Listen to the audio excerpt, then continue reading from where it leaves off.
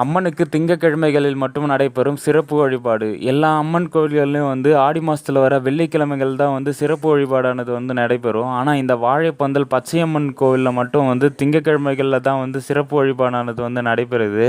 இந்த கோவிலோட சிறப்பு என்னன்னா, கடுமையான தவம் இருந்த பார்வதி அம்மன் சிவனுக்கு பார்த்தீங்கன்னா 3 நதிகளை கொண்டு வந்து அபிஷேகம் வந்து பண்ணியிருக்காங்க. அது மட்டும் இல்லாம வாழை மரத்தாலான பந்தல் அமைத்ததுனால இந்த ஊருக்கு வந்து வாழைப்பந்தல் அப்படின்னு சொல்லிட்டு வந்து பேர் வந்திருக்கு. கடுமையான தவம் இருந்த பச்சையம்மனோட திருமேனி பச்சை நிறமா மாறினதுனால இந்த கோவிலுக்கு வர பக்தர்களுக்கு வந்து பச்சை நிற குங்குமத்தை வந்து பிரசாதமா வந்து கொடுக்குறாங்க.